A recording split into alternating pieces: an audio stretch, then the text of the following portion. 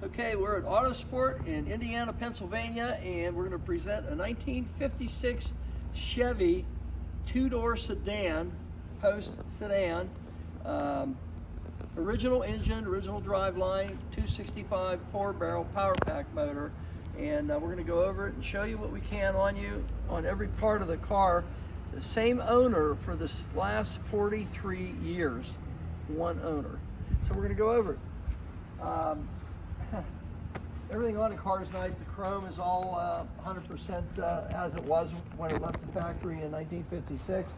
You can see the alignment across the front of the hood to the marker light enclosures. The gaps, look at this. Look at the caps down the side of this. For a car of this era, this is just unheard of to see that precise fitment. Clean up to the cowl area. Chrome on the bumper, the grille, the pieces in the front, all the chrome around your marker lights. Everything is just as fresh and clean as it could ever be for 1956 Chevy. The paint is very, very nice on the car. I'm not going to call it show quality, but it's certainly much better than the paint that was installed on this car or applied on this car in 1956. Phenomenal car. Going down the side of it, you can see there, well, let me look. It's all original tin. This thing is a Alabama car, and no rust. This car has no rust whatsoever on it, no perforations, no deterioration anywhere. White wall tires, large as they were in 1956. Original hubcaps go with the car. Original side marker mirror, 1956 inspection, approved. It's still in the window. Trim around your window glass in the front, and it appears it's a sunshade window in the front of this guy. Original wiper arms and blades on it, and the wipers do work, I believe. They're probably vacuum, but they work. A little tiny bit of a scratch here or split. Don't know why, but it's there. You're not going to really pick it up in the photography, but a brush touch would take care of that. There's certainly nothing so far to indicate that you have any paint work to do on the car. Look at the front fender fitment to the front of the door on driver's side. These weren't original. Someone added them through the years, but they're great additions to any car. The vents over the windows. Chrome on the door handles, just as fresh and clean as can be. Same thing with the keyhole. Notice the trim down the side of it, the entire length of this car, and there are no indentures whatsoever. Never been banged into. Nobody threw any doors open on it and ran into it with the lawn tractor or anything. The doors open and close as they should. Interior of the car is fantastic. It's a redone, a duplication of the original vinyl interior and carpeting. You can see the way the seams are as it was in 1956. Fantastic car. A lot of originality to it. Has a padded dash. Headliner is just, the headliner appears to be original yet. I don't think it's been replaced. And it doesn't need to be either. It's just as fresh and nice as can possibly be. The rag around the door sills is starting to deteriorate a little bit here, but that can be easily remedied. It's not a problem to fix that. Inside the doors, everything is nice and fresh and clean. The rubbers have been replaced. That year has passed, but they're still good. They're not quite as resilient as a brand new one, but they're certainly not as the original ones were. Look, 2 inches and it closes, and look at the alignment from the door to the quarter panel, just as it was from the front fender to the rear fender, or the door. Back glass, side glass, everything on this car is very nice, and it is tinted glass too. Going back, the quarter panel, original sharp edge tin. No one's made any attempts to do any body work on this car at all because it didn't need any. Original rubbers around the rear windows, around the rear glass, and you can see that is as nice as can be. The trim around here usually has some marks and dings and stuff in it. This absolutely has none. When you look down at the hat, rack, shelf, tray, whatever you want to designate it, it still has the green vinyl on it like it would have in 1956. There's no imperfections so far in the paint on this car, other than that one little thing I showed you there at the top by the drip rail. The car underneath is, again, all original. There's no rust on this thing. It's never been tampered with in any way body-wise. Trim around the tail lights, back bumper, 3-piece back bumper, plus the bumperettes. Everything is show quality chrome. Very, very nice. Same thing with the Chevy indication, the V and the Chevrolet on the back. And again, look at the fitment of this deck lid. It's 1/8 of an inch the whole way around. I mean, you can't possibly get something to fit any better than that deck lid or that hood on this vehicle. It's absolutely flawless. Dual exhaust on this car for a 265 4-barrel power pack motor. I believe they made a little over 200 horsepower, 205 or something for a 265, which was actually a lot in 1956, believe it or not. Geez, this thing is just tail light the same as it was on the other side. Look at this. The chrome is absolutely flawless on it. Absolutely flawless. Chevrolet, where most of these are deteriorated, this one is not. It's just as fresh as can be. Again, the rubbers are the original one. They're starting to have a little bit of deterioration, starting to crack a little bit, but again, originality, and it doesn't appear to be leaking, so if it isn't broken, don't fix it. Paint across the top, like I said, same as the other side. It doesn't show any indication of anything requiring any attention whatsoever. Quarter panel, and again, take a look at this one huge piece, well, 3 pieces actually, but one long section of trim that goes the entire length of the vehicle, and it's just dead free. It doesn't have any marks, scrapes, scratches, nothing whatsoever. Nothing. Paint on a quarter panel, everything lines up as it should. Car's laser straight down the sides, in which I'm sure Ellis is going to show you some high resolution photography, you know, depicting that for you. Same thing here, look at this, razor sharp. I mean, you can feel the fenders have never been touched in this car. Gap from the quarter panel up to the back of the door, perfect. Look. I mean, this doesn't get any better than that. There's the interior on this side. It doesn't have a complement of seat belts in it, front and rear, which were added afterwards, I'm sure. I don't think they even had those in 56. Door panels the same way. It's just an exemplary car. You're in the market for a 56 Chevy, 567, this is your guy. Front window, the same as it was on the other side. Nothing at all. It's the same thing on this side. Damn. There's a little tiny bit of a split here. It must be something whenever they installed these back in 1956. It was probably leaded here, and just through the ages, it began to crack just a little bit. There's one here, there's one on the other side. So far, that's the only thing I found. Found an antenna that's loose, it needs to be tightened up. That needs tightening.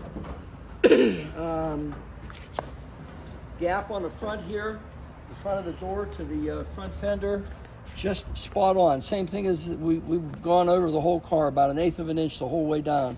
The front fender, the same way I'm sure it's going to be. Yep, nice sharp tin, just the way it should be. And we're back kind of where we started. I mean, this car, the paint on this car is exemplary. I mean, if you took a buffer to it with a glaze, you'd have a show quality car. The paint is very, very nice in this car.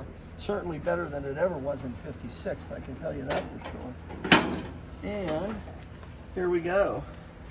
You can see the car's never been in any type of trauma whatsoever. Original horn still in place. The core support is all original, never been replaced or anything. Inner fender panels the same way. They have a lot of originality to them. Of course, a single stage brake cylinder, you can't get away from that, and a generator, not an alternator. This was prior to Chrysler's alternator days. But the engine is a 265 4-barrel power pack, original exhaust manifolds, obviously no power steering, no power brakes, original fan, original radiator. Everything on this car just reeks originality. Everything here is the way it should be. The correct air cleaner for the Carter WCFB carburetor that's on it. A new battery installed underneath the hood. All this stuff. We haven't even run across a paint blister anywhere. And that's even across the front end here, around your core support and everything. And there's nothing. There's not even a paint blister in this car anywhere. A lot of originality, 43 years of originality from when the gentleman had this car and kept it. And I guess he's elderly enough now where he feels he can't any longer drive the car or enjoy it, and that's how we ended up with it. But if you're in the market for a 56, 5 or 7 Chevy, this is your guy. This thing has so much originality, and it's a nominally priced car. It's a car that you can buy and enjoy, and you're not going to lose any money on this car. These things have been continually either retaining their value or appreciating some. So, I mean, you got a nice car here to have a lot of fun with, and it's available in Indiana, Pennsylvania, and just give Alex a call, and he can give you all the information you need to have on it, plus a lot of still high-resolution photography that's going to depict everything on the undercarriage, down the sides, interior, everything of this vehicle. So give him a call. Okay, here we go. We're in our 1956 Chevy with the 265 power pack, 205 horsepower V8 motor in this thing. And it has the 3 in a tree instead of 4 in a 4. Well, they didn't have 4 in a 4 to 57, but it's got 3 in a tree. So you got reverse, first, second, and third. So it is a manual, and it's got lots of snot to it. It's a nice running car. It goes down the road straight as an arrow. I mean, you can't fault this. Of course, there's no real gauges or anything in it other. You got a speedometer and radio. I don't know if the radio works or not. We'll try it. Nope, it doesn't work. It's not working. We don't care. We don't care about radios. Still has the original horns on it, and they work. Headliner appears to be original yet, and it's in very nice condition. It has an upgraded, as original interior in it. The car is nice. The steering wheel's not cracked up. We're going to do a quick overview, show you in the trunk, and turn signals are working as they should. Let's see if we can get in here. It is not synchronized in first gear. Which is the way they came. Yeah. I mean, it's nothing negative to the car. It's just that's the way they came back then.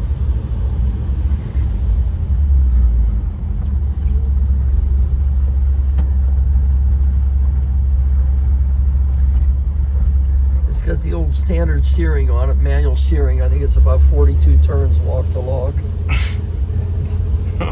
Really, it's a nice car though. I mean, the interior of this car, the appointments. I mean, you're buying an absolutely brand new 1956 Chevy, and it really does run well. I'm really surprised at how well this thing runs.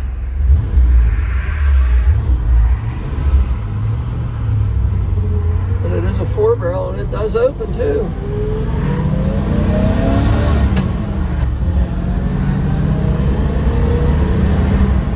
You can hear it. It runs fine. We're in third gear. Nice running car. Steering is nice, and well, I guess in 1956 this is what's considered positive steering. Not in today's world, but it originality counts for a lot. It's a nice car. It goes down the road straight. The appointments are very nice on it. The interior is absolutely spectacular. You know, mimicking exactly what it would have been in 1956. This is a nice car. This is going to make somebody a nice toy if they're in for a 50s era Chevy. And I know that the 55, 56, and 57 Chevys do have a following. They do have a cult following with them. And of course, this is a fine example of one of them. I can't imagine you could buy a nicer one than this. The brakes are real good. I mean, obviously they're not power, but they stop the car just as nice as can be. Geez, I can't say anything negative about it. It's a nice car. It runs good, drives good, stops good. It's a nice collectible piece that you could take to a car show. There's a radio. They put a aftermarket radio in the glove box. Pretty slick. And it works. It works. How about that? Huh. So you can even tune into your sounds in your 56 Chevy. It's a nice car. It really is. Yeah, just think, Alex, I was 10 years old when this car came out. Yeah. Look said, turn signals work. We'll show you the lights working here as soon as we stop this guy. Downshift in a second. You gotta wait for this. Okay, we're gonna show you guys the headlights here. Our passenger side one is burned out, which I will replace. And then go with the turn signals. Driver's side, passenger side.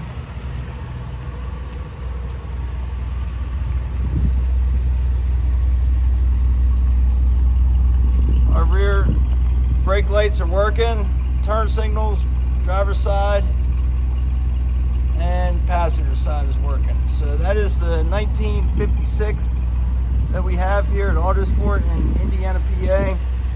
We offer financing, shipping, and we do take trades. Feel free to give us a call or text at 724-840-3499. 724-840-3499. Thanks.